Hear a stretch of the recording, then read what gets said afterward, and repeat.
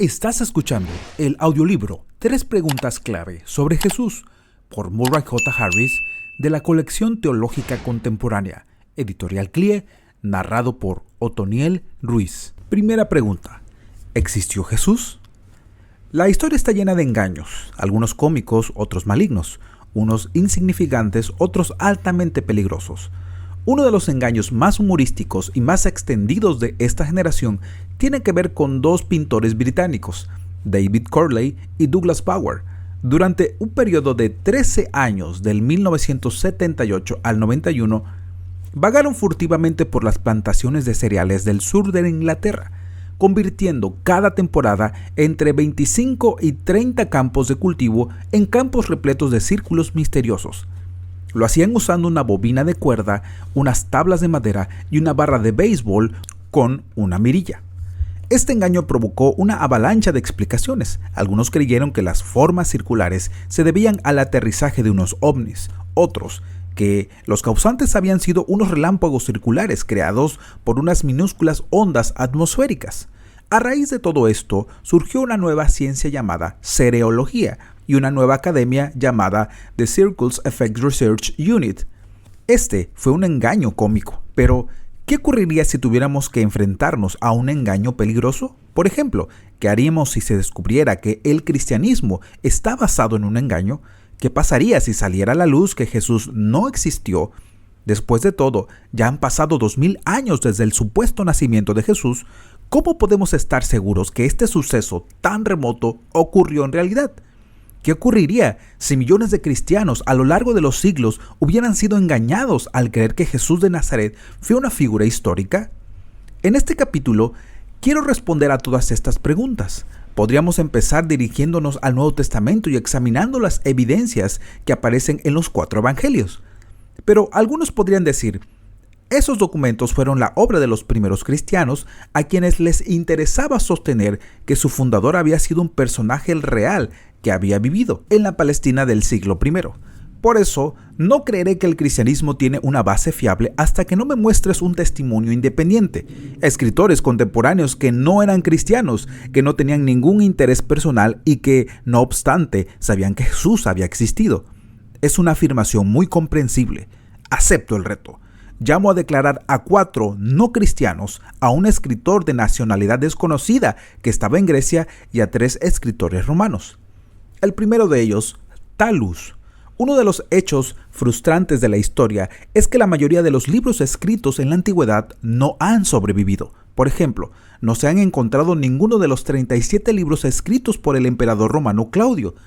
Sabemos que existieron porque otros libros los mencionan o contienen citas de estos libros perdidos. Es también el caso del historiador Talus. Julio Africano, que vivió aproximadamente en el 360 y 240, era un cronógrafo cristiano que elaboró en 5 volúmenes una cronografía hasta el final del 217 después de Cristo. De esta obra solo se conservan fragmentos, pero uno de ellos se describe el terremoto y las 3 horas de oscuridad que surgieron a la crucifixión de Jesús. Dice así: en el tercer libro de su historia, Talus llama a estas tinieblas un eclipse de sol, lo cual es, mi opinión, un error. Según Eusebio, historiador de la iglesia primitiva, Talus escribió en griego una historia del mundo en 3 volúmenes. No podemos estar seguros del momento en que Talus escribió sus crónicas, pero lo más probable es que fuera a mitad del primer siglo de nuestra era. ¿Qué podemos concluir de este fragmento de Julio Africano sobre el contenido de la afirmación de Talus?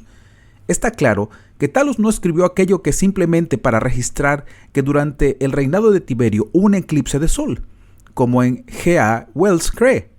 Lo que estaba haciendo era describir estas tinieblas, las extraordinarias tinieblas que cubrieron la tierra cuando Jesús murió. Léase Lucas 24, versos 44 y 45, las cuales, de paso, define como un eclipse solar. Si Africano solo estuviera cuestionando la exactitud de los detalles que Talus ofrece, que un eclipse habría tenido un lugar en un momento concreto, no habría reforzado esta información con una expresión como es, en mi opinión, un error. Lo que Africano estaba rechazando era la explicación naturalista que Talus intenta dar, no el eclipse solar en sí. asegura que la explicación de Talus no es satisfactoria porque los eclipses solares no pueden darse en época de luna llena. Jesús fue crucificado durante la Pascua, que coincide con la luna llena. Está claro que tanto Talus como Africano dan por sentado que cuando crucificaron a Jesús hubo unas tinieblas fuera de lo normal.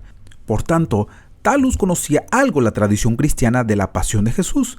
En sus crónicas menciona las tinieblas preternaturales que él aceptó como un hecho, aunque las veía como un fenómeno que podía explicarse sin recurrir a lo sobrenatural, como hacían los cristianos. Obviamente, un historiador que hace alusión y que acepta como fiable la tradición de que la muerte de Cristo estuvo acompañada de unas tinieblas fuera de lo común, también acepta la existencia de Cristo. Así que sepamos, Talus, el primer escritor no cristiano que hace referencia a la figura de Jesús. Número 2. Plinio el Joven. Pasamos al siguiente testigo.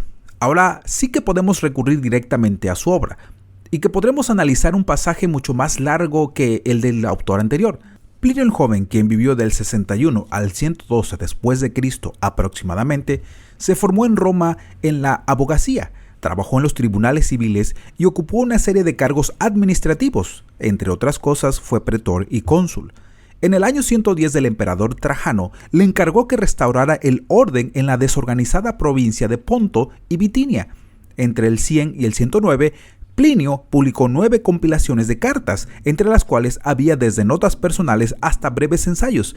El 10º libro de sus cartas, que cubre el periodo entre el 110 y el 112, contiene su correspondencia oficial con el emperador, referente a varios problemas administrativos que surgieron en la región de Ponto y Bitinia. En la carta 96 del libro 10, escrita alrededor del año 111, Plinio informa a Trajano de que el cristianismo se está extendiendo tan rápidamente en su provincia, tanto en la ciudad como en las zonas rurales, que los templos están siendo abandonados y que las ventas de forraje para animales de los sacrificios han bajado en picado. Ya hacía algún tiempo que se presentaron acusaciones formales contra los cristianos y, probablemente, por parte de los comerciantes, y Plinio había presidido los juicios. Como el número de acusaciones estaba creciendo de una forma desmesurada, consultó a Trajano sobre las siguientes cuestiones. ¿Debo discriminar en función de la edad? ¿Renunciar al cristianismo se premia con la indulgencia? ¿Debo castigar a todos los que profesan ser cristianos o solo cuando realicen las escandalosas prácticas que les caracterizan? Mientras revisa los primeros procesos en los que juzgó acusaciones anónimas, Plinio informa a Trajano de que a algunas personas a quienes parece ser que se les ha acusado falsamente de ser cristianas, invocaron a los dioses del Estado cuando se les ordenó, adoraron a la imagen del emperador con incienso y vino y también maldijeron a Cristo.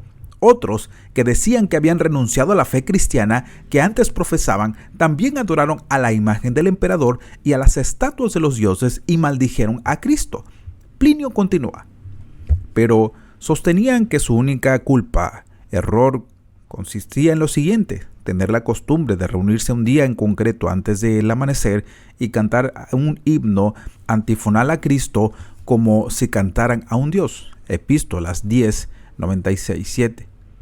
Así, vemos que esta carta contiene 3 referencias a Cristo, en latín Christus. Algunos han sugerido que aquí el término se usa como un título, Mesías, no como un nombre propio que hace referencia a una persona, Cristo. Pero esta es una afirmación sin fundamento. ¿Qué sentido tendría pedir a alguien, judío o no judío, que para probar su retractación maldijera a una figura que no era más que un objeto de esperanza? ¿Y por qué iban a cantar los cristianos un himno de alabanza a un Mesías que solo era una esperanza y no a un personaje histórico? No hay evidencias de la existencia de una secta mesiánica cristiana o judía cuyo objeto de adoración fuera una figura de leyenda o un mito. No, el Cristo que algunos creyentes de Ponto tenían que maldecir no era otro que Jesucristo de Nazaret. Plinio afirma que estos cristianos tenían la costumbre de cantar un himno, Cristo quasi Deo. tuviera el significado que tuviera esta expresión latina para aquellos que un día habían sido cristianos y que ahora declaraban ante Plinio, no creo que Plinio entendiera a Cristo como si cantaran a un Dios. Si Plinio hubiera considerado a Jesús como un Dios comparable con Asclepio o Osiris, habría escrito Cristo Deo o Deo Cristo, a Cristo el Dios o al Dios Cristo. La palabra quasi, como sí o casi, evidencia la peculiaridad de Jesús en relación con los otros dioses. ¿En qué consistía esa peculiaridad? En que, a diferencia de otros dioses a los que se les rendía adoración, Cristo era una persona que había vivido en la tierra. En ocasiones, se dice que esta referencia a la adoración de Cristo no es una evidencia independiente, puesto que Plinio solo se está haciendo eco de la creencia cristiana. Sin embargo, esta información sobre la adoración a Cristo venía de personas que ya habían abandonado la fe cristiana cuando declararon ante Plinio. Es decir, la evidencia de la que estamos hablando. Por lo que casi imposible es que crearan evidencias que pudieran usarse en su contra, pues aún les podían acusar de adorar a una figura no reconocida como un dios del Estado. Más aún, las dos referencias anteriores a maldecir a Cristo que aparecen en esta carta son de la pluma de Plinio, quien había descrito la acción de maldecir a Cristo como una de las 3 maneras en la que los cristianos podían probar que habían renegado de su lealtad a Cristo. Por tanto, Plinio nos ofrece un testimonio suficiente claro de que Jesús fue una figura histórica cuya influencia aún era palpable en la provincia romana de Ponto y Bitinia, unos 80 años después de su muerte. Número 3. Tácito. El siguiente testigo secular que aporta evidencias que demuestran la existencia de Jesús puede describirse como el historiador más distinguido de la antigüedad. Cornelio Tácito nació aproximadamente en el año 56 después de Cristo y es posible que viviera hasta el reinado de Adriano, el 117 al 138. Sirvió como cónsul suffectus en el año 97 bajo el poder de Nerva y como el procónsul de Asia entre el 102 y el 113. Compuso 2 grandes obras, Anales, que cubre los reinados de Tiberio, Gayo, Claudio y Nerón, 14 al 68, en 18 volúmenes de los cuales aún se conservan la mitad, e historias que abarcan desde el 69 al 96 después de Cristo en 12 volúmenes de los que solo tenemos del 1 al 4 y una sección del 5. En los anales, escritos alrededor del año 115, cuando el libro 15 está describiendo los sucesos del año 64, Tácito explica de forma muy viva cómo 10 de los 14 distritos de Roma fueron arrasados por incendios que duraron más de 16 días y que superaron todas las estratagemas. 1538 al 40. Como la gente creía que Nerón tenía el afán de fundar una nueva capital y llamarla con su nombre, 1540, enseguida empezó a propagarse el rumor de que Nerón mismo había provocado el incendio. Según Tácito, el emperador intentó eliminar aquel rumor echando la culpa de aquel desastre a los cristianos. Empezaron a arrestar cristianos y con la información que algunos de ellos dieron, probablemente bajo tortura, siguieron arrestando a muchos más. Todos fueron castigados con los instrumentos de crueldad más refinados. 1544. En cuanto a este grupo de gente de los que popularmente se llamaba cristianos, Tácito observa lo siguiente. Su nombre proviene de Cristo, a quien el procurador Poncio Pilato condenó a la pena capital durante el reinado de Tiberio, 1544. No hay evidencia que respalden a aquellos que dicen que este pasaje no es auténtico. El estilo en el que está redactado este fragmento es claramente de Tácito. Además, las referencias a los cristianos y a Cristo que aparecen en el episodio del gran incendio concuerdan con el contexto. Tácito relata la estratagema final de Nerón para ahogar el escándalo y recuperar la aprobación popular. Después de destinar las riquezas del imperio a la reconstrucción, de formular rigurosas normas de construcción y precauciones contra los incendios y de intentar aplacar a los dioses, acabó fabricando cabezas de turco. Tácito también sugiere que los cristianos merecían el mismo destino que el fundador de su movimiento, la ejecución, Finalmente, en su afán por encontrar en la historia relaciones de causa-efecto y, en particular, por descubrir el origen de sucesos importantes en incidentes aparentemente insignificantes, Tácito revela el origen de esta secta religiosa odiosa que en el año 64 se ganó la atención del mismo emperador. Esa superstición perniciosa había sobrevivido al revés temporal de la crucifixión de su fundador en Judea en los años 30 para, a partir de ahí, empezar a extenderse no solo en Judea, de donde vino el mal, sino también en la capital, 1544, en los 60. Y, para Tácito, los sucesos que afectaban a Roma en su emperador eran de importancia universal, ya que Roma era el centro del mundo y el emperador el centro de Roma. Así, es casi imposible que un cristiano falso se inventara una historia que incluyera a cristianos soplones cuya traición convenciera a una vasta multitud de cristianos. También es muy poco probable que un impostor ejerciera una influencia tan grande sobre el mayor historiador romano hasta lograr que éste hablara del cristianismo de forma tan despreciativa. La descripción que hace de los cristianos en el capítulo 44 es hostil y desdeñosa. Es gente odiada por sus vecinos, que odia a la raza humana y cuya culpa ha quedado saldada al recibir el castigo que merecía. El cristianismo era una superstición perniciosa, una enfermedad que debía clasificarse entre las cosas degradadas y vergonzosas del mundo. De las tres principales fuentes literarias del periodo del Imperio Romano temprano, Tácito supera a Suetonio y a Dion Casio, no solo en cuanto a la excelencia literaria, sino en cuanto a la exactitud histórica.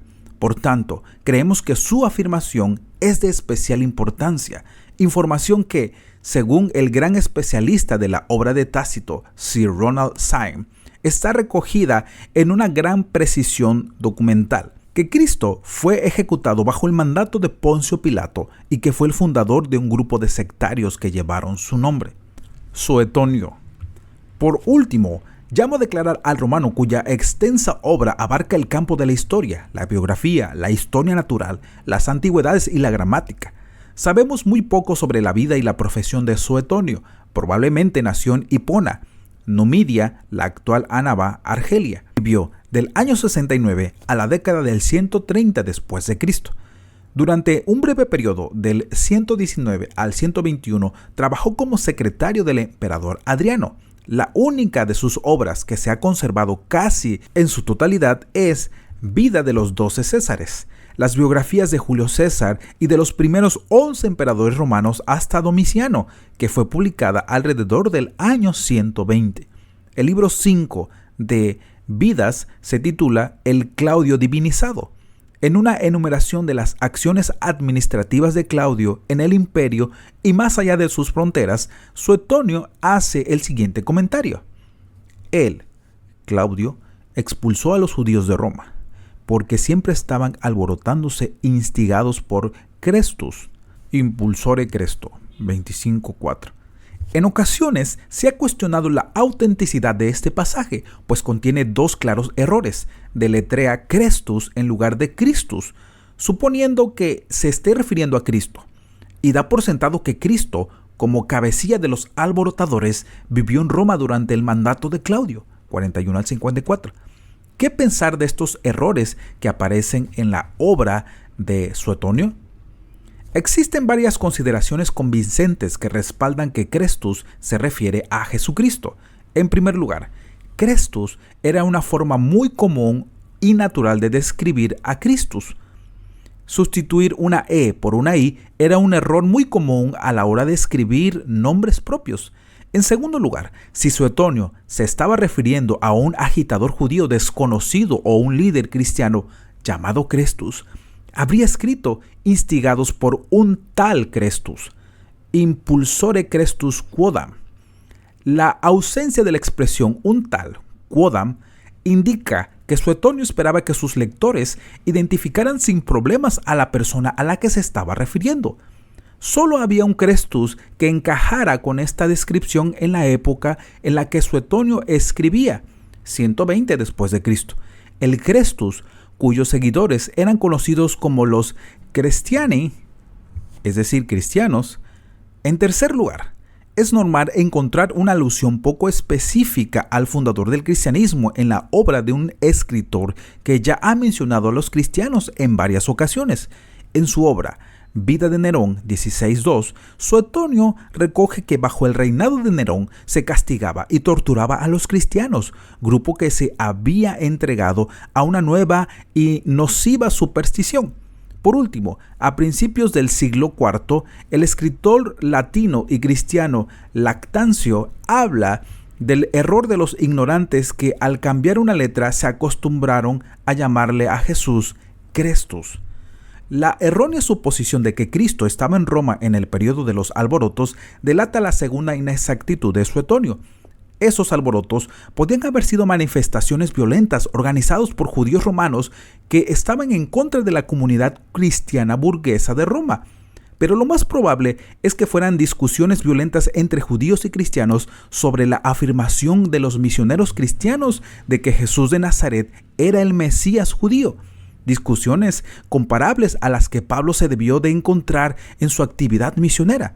A diferencia de su buen amigo Herodes Agripa I, que vio claramente la diferencia entre el cristianismo judío y el judaísmo normativo, léase Hechos 12 del 1 al 4, Claudio vio los alborotos como un asunto puramente judío, o, si no creyó necesario distinguir en los procesos jurídicos entre el cristianismo y el judaísmo, por lo que decretó una orden de expulsión contra todos los judíos. Le hace Hechos capítulo 18, verso 2. En Roma, tanto cristianos como no cristianos, el edicto de Claudio que Suetonio menciona podría fecharse en el año 49.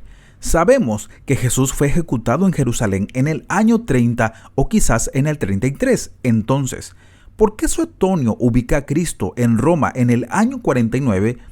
Quizás solo estaba reproduciendo fielmente una fuente que no había tenido acceso a la referencia cristiana, por lo que sería una fuente no fiable en cuanto a esa información en concreto.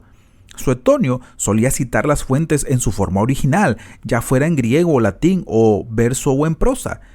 Si sus fuentes apuntaban a que los alborotos que provocaron el edicto de Claudio de expulsión se debían a la introducción y propagación del cristianismo en la capital, era normal que llegara a la errónea conclusión de que habían sido introducidos por Cristo en persona.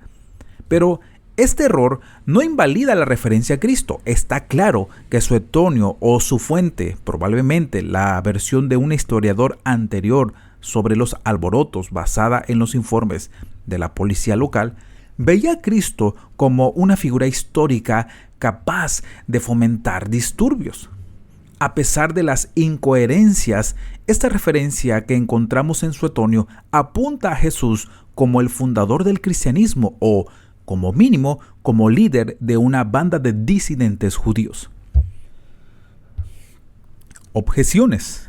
Antes de redactar las conclusiones de este capítulo, debemos considerar dos objeciones generales que se usan en contra de estas evidencias. La primera objeción dice que si Jesús, que se describe en los 4 evangelios, hubiera existido, no solo tendríamos un breve testimonio de 4 autores tempranos no cristianos, sino que muchos más habrían escrito sobre él y de forma mucho más extensa.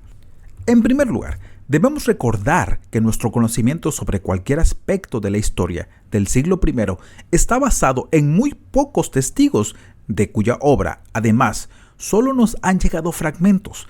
En segundo lugar, los escritores romanos no podían haber previsto la posterior influencia del cristianismo en el Imperio Romano, por lo que no dieron prioridad a recoger información sobre el nacimiento de esta nueva religión ni sobre su profeta nazareno. Al contrario, tal como observa M. Gogel.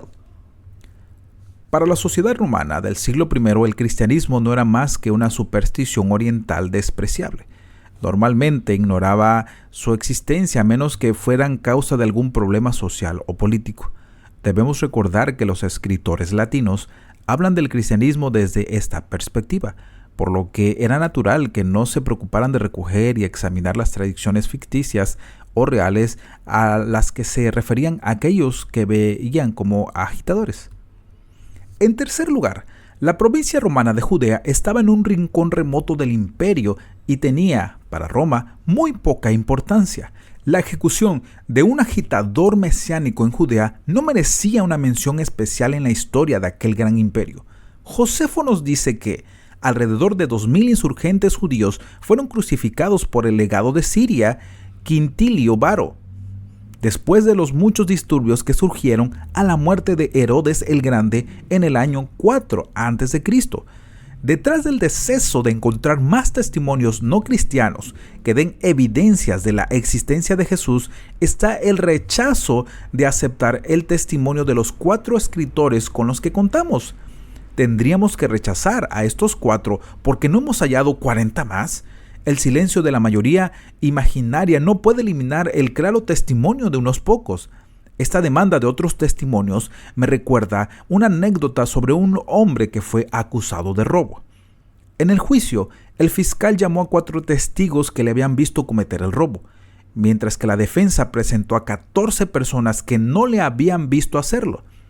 No hace falta decir que aquel hombre que fue declarado culpable, contamos con 4 testimonios extrabíblicos que dan evidencia de que Jesús sí existió.